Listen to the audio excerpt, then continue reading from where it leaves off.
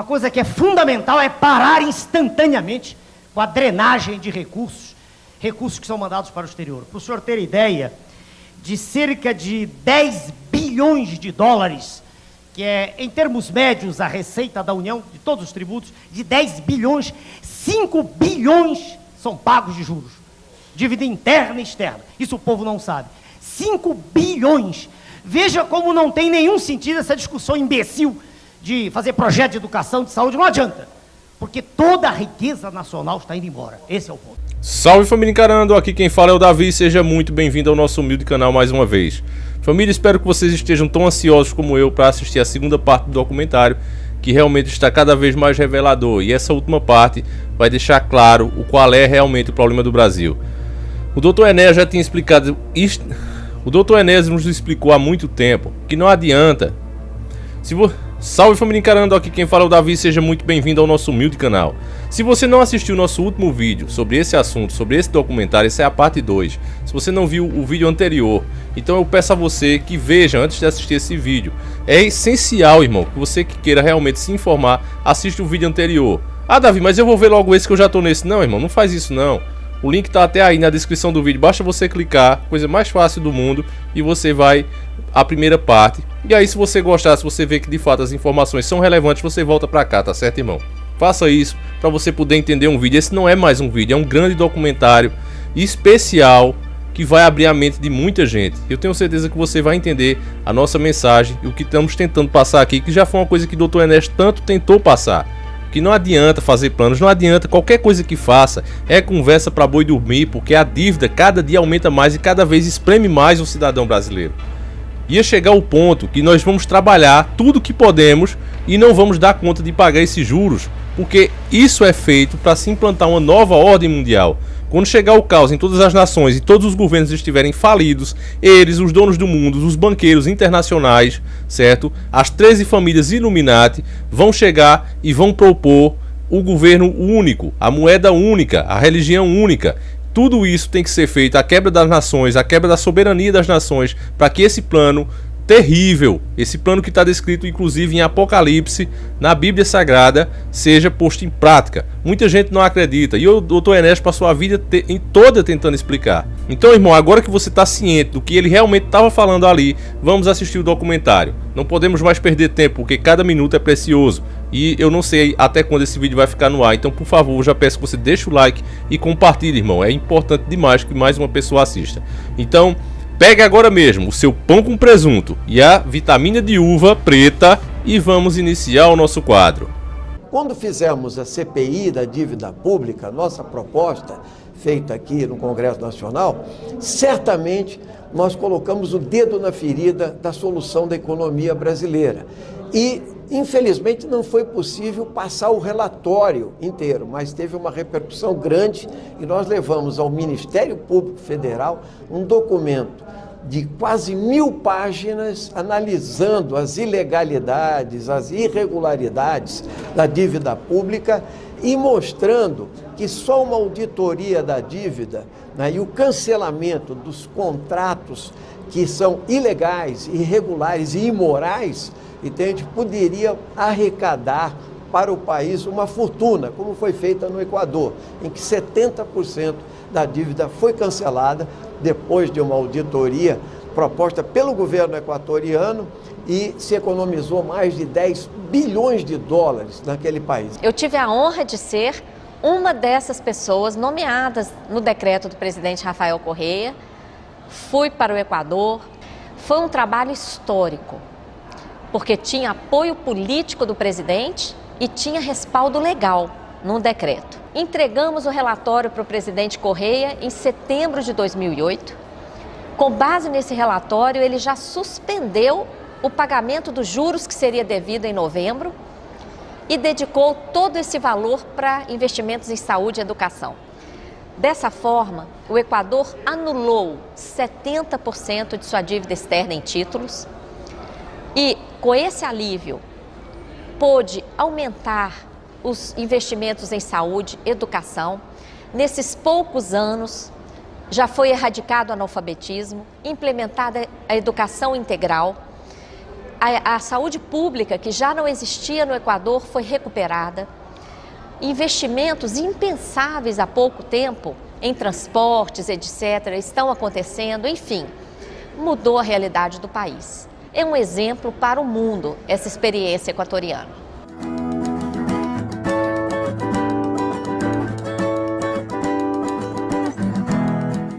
A moratória, para além de uma discussão, que também é importante, do pago ou não pago, é uma forma de forçar o credor a sentar na mesa para renegociar os termos dessa dívida. A Argentina fez basicamente isso. Falou, ó, não pago. Ou não é que não pago, porque ela continua pagando, mas eu pago, não pago do jeito que está, mas eu vou pagar se a gente renegociar o perfil dessa dívida. A crise argentina, né, dos fundos abutres mostram claramente, e o nome nos parece extremamente adequado, né, mostra o caráter pouco sério dessas instituições. A Argentina também possui um fato histórico em relação à dívida, que é uma sentença judicial que condenou a dívida externa argentina, considerando-a ilegal, imoral, ilegítima, que é decorrente, é conhecida como sentença Olmos. Infelizmente, as autoridades argentinas não levaram isso em conta e renegociaram sucessivamente essa dívida em processos que provocaram enorme prejuízo ao povo e à economia do país. Esse trecho, família, que você acabou de ver, eu considero importantíssimo e por isso eu estou interrompendo para chamar a sua atenção, porque é uma coisa que a gente não pode permitir que aconteça no Brasil, o que aconteceu na Argentina. O povo percebeu, o povo acordou que essa dívida é ilegal, é absurda, ela escraviza a população, e aí o governo vai, tá certo, vamos fazer o que vocês pediram, e mascara as coisas. Faz de uma forma que o povo pensa que foi feito algo, mas na verdade não foi feito, continuaram sendo submissos aos interesses internacionais. Então, temos que ter o máximo cuidado para que essa situação, uma hora, não venha a se repetir, caso ainda a gente consiga aqui no Brasil, porque a situação realmente está muito difícil.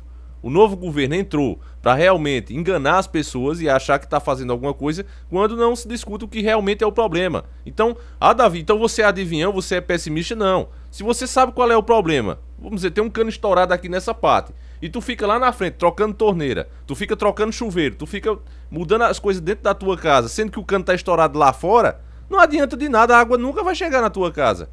É o que a gente vê o governo fazendo, exatamente esse exemplo. Davi, então você é petista.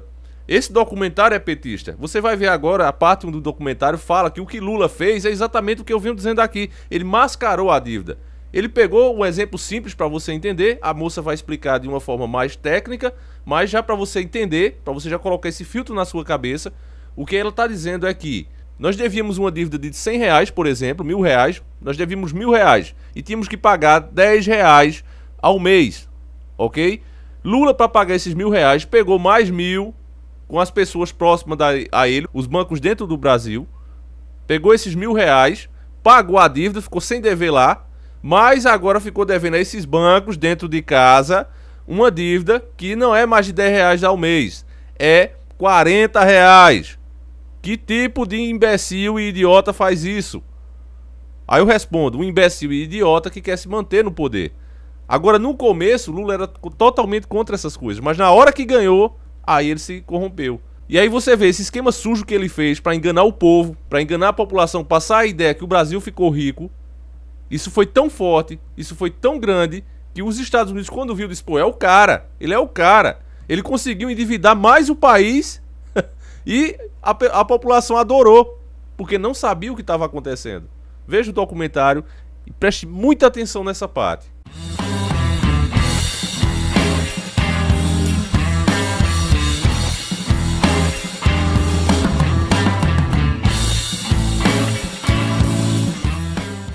A dívida continua crescente.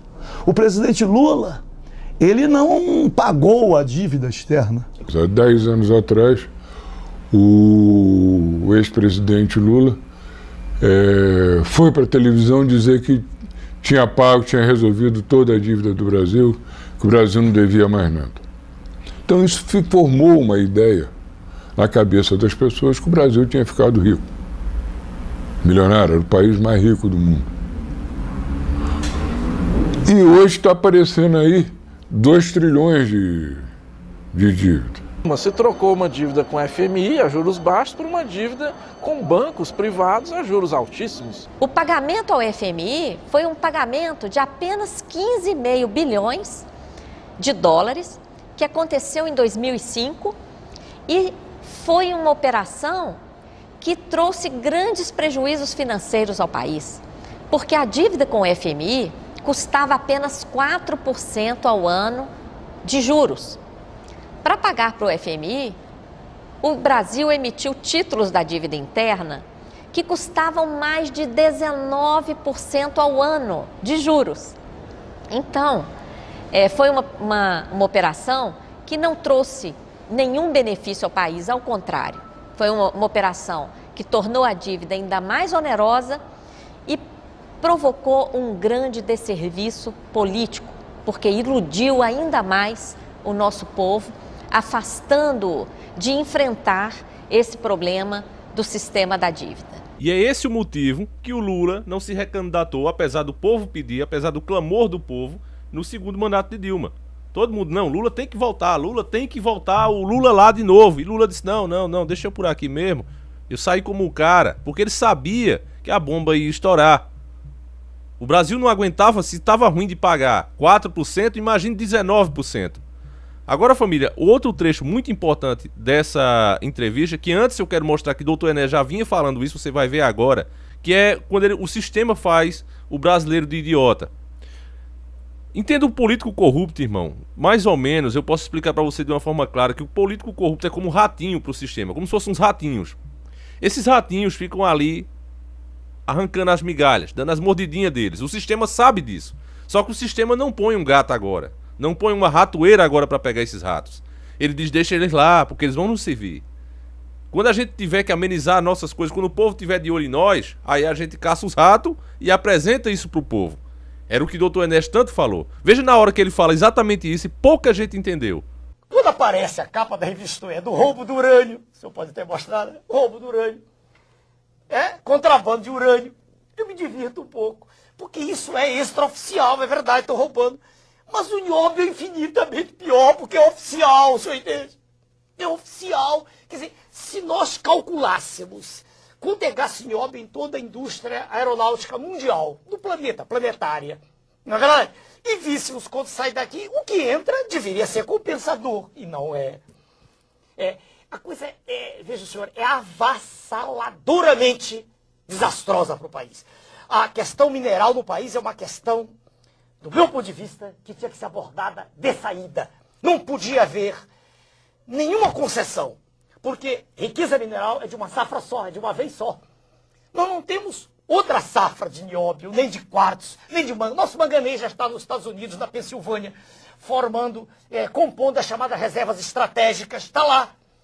E quando o nosso manganês, ainda temos manganês, temos urucum, Mato Grosso, mas quando acabar tudo, aí nós vamos comprar pelo preço que eles quiserem. Não quero fazer discurso, eu estou respondendo um pouco, mas isso... um pouco animado, desculpa, porque essa questão mineral me preocupa há muito tempo.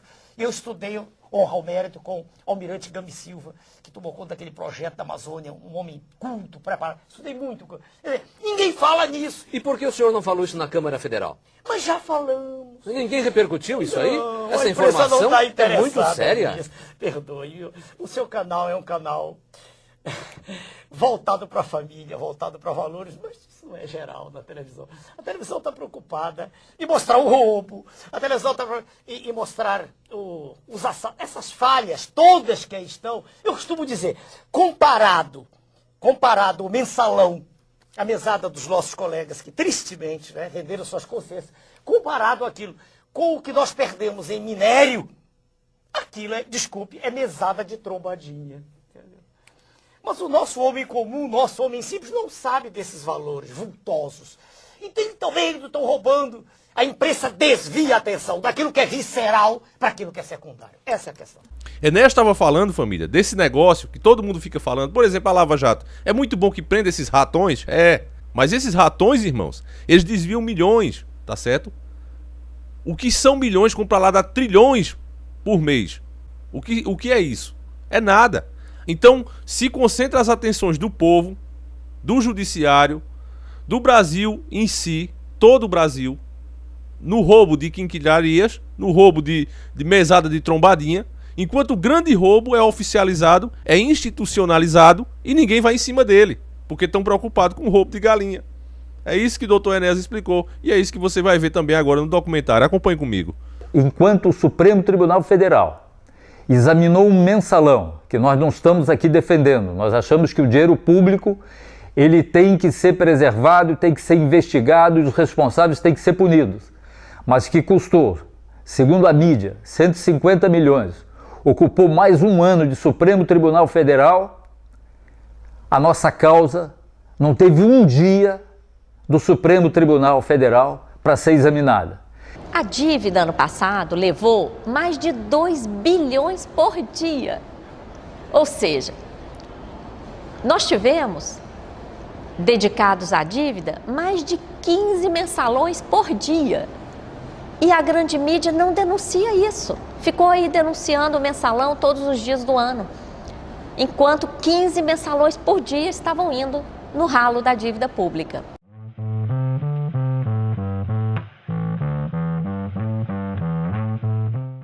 Os banqueiros estão fazendo uma brincadeira com o governo. Você quer um programa popular, você brinca aí com Bolsa Família. Você pega 20 bilhões por ano e distribui aí para os pobres. E não se preocupa com os 240 milhões que nós estamos ganhando. Então, os banqueiros concordam em pagar que o governo gaste uma migalha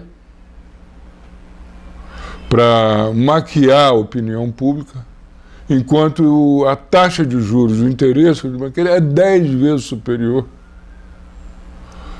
àquela migalha que sai no Bolsa Família. Mais ou menos a conta é essa. A existência de política social compensatória é melhor que a inexistência de política social compensatória. Óbvio, ninguém discute isso. E essa é a base objetiva para, enfim, o governo ter esse tipo de apoio social. É melhor ter que não ter. Agora, o que eu quero discutir é por que você tem. Primeira coisa importante é o seguinte: se a política social é compensatória, é porque ela está compensando algo. E se ela está compensando, ela não está resolvendo. Então, ela vai ser necessária ad eterno. A questão é, não estou discutindo a existência da política social compensatória, é porque você não, paralelamente, não resolveu o problema que faz com que você tenha que ter uma política social compensatória. Essa é a primeira coisa. Segunda coisa é o seguinte: de que maneira isso é feito? Então, por exemplo, Minha Casa Minha Vida. Como é que se faz o Minha Casa Minha Vida? Ah, você dá casa para a população, sim. Mas você está financiando quem? Construtoras. Que tem como lógica de acumulação o quê? Como é que a lógica de valorização do capital das construtoras? É a mesma lógica de valorização do capital fictício. Você está dando bolsas para pessoas que nunca tiveram a chance de entrar na universidade, entrar em universidade privada com subsídio do Estado. Que bom que elas entraram na universidade, porque antes não entravam. Sim, mas qual é a lógica disso? Passar recurso público para garantir valorização de universidade privada e as vagas de universidades públicas estancadas. Defender política social não é ser anti-neoliberal. O que te faz ser liberal ou neoliberal ou anti-neoliberal é a forma da política social que você implementa. Política social focalizada, compensatória, é a política social do Banco Mundial. E não venham querer me dizer que a política social do Banco Mundial é crítica, heterodoxa, anti-neoliberal, que de fato não é. Basicamente, família, o que ele disse, para quem é lá de nós, para quem não entendeu bem, para mim foi muito claro e eu acredito para a maioria, mas para quem não entendeu, o que o governo faz é mais ou menos isso. Em vez de se construir novas faculdades, em vez de se investir nisso, que é o que o povo realmente precisa, ele tapeia as pessoas. Ele, olha, nós vamos financiar aqui, ó, vamos dar dinheiro para algumas bolsas. Qual é a faculdade que você quer entrar? É tal, pronto, a gente vai pagar para você se você conseguir a bolsa. Então cria-se esse programa de bolsa para mascarar uma coisa que o governo está deixando de fazer. E o jovem fica iludido com isso e acha até bom, porque diz, ó, o governo está pagando as bolsas aí, ó. Então quem ganha o dinheiro do governo são essas faculdades. O governo desvia o dinheiro que deveria ser para construir mais faculdades, para enriquecer uma minoria dono de faculdade. O povo acha isso bom porque está entrando numa faculdade particular, mas não vê que estão deixando de fazer as públicas. Não se cria mais vagas nas áreas públicas. Você vê como é difícil entrar numa faculdade pública. Então é exatamente isso que acontece o tempo todo e o povo não percebe. O governo inventou maneiras de tapear as pessoas. A mesma coisa as construtoras. O governo, em vez de criar condições que as próprias pessoas possam construir suas casas, não, ele cria um programa para fazer umas casinhas michuruca lá, paga milhões às construtoras, dinheiro público vai para essas construtoras, enriquece mais uma vez a indústria, mas o povo acaba ficando sem condições de construir suas próprias casas e fica na dependência de esmolas. É isso que acontece. Não pergunte nada, não pergunte nada. Não pergunte nada, não pergunte nada.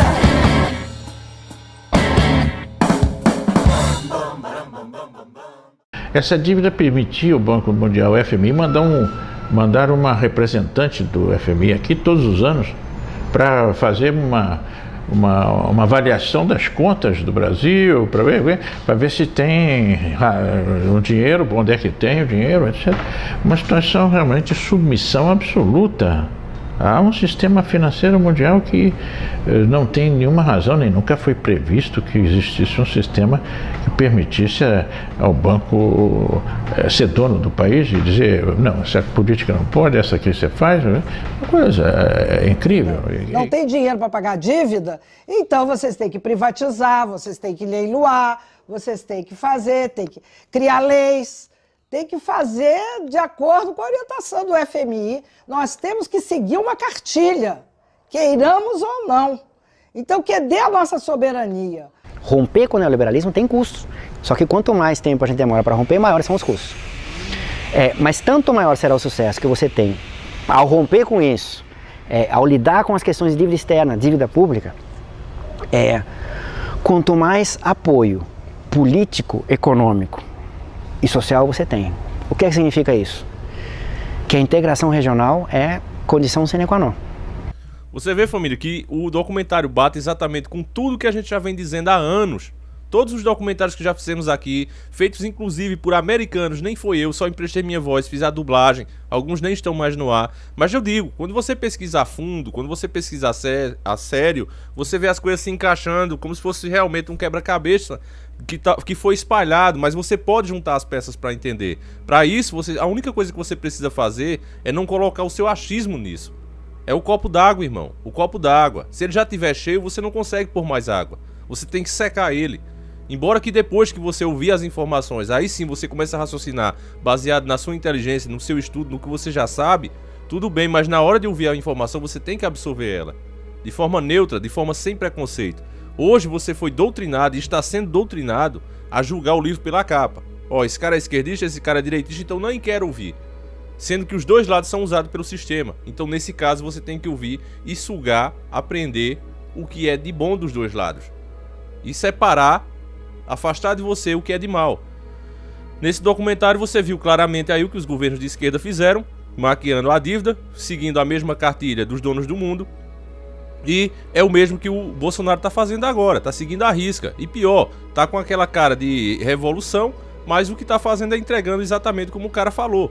Vem os representantes do Banco Mundial aqui de, ó, privatiza isso, eu quero aquilo. Então aí temos um belo exemplo de esquerda e direita fazendo exatamente o que eles querem. Eu já disse, a ideologia que é implantada internamente para o sistema em si, para a geopolítica, pouco interessa.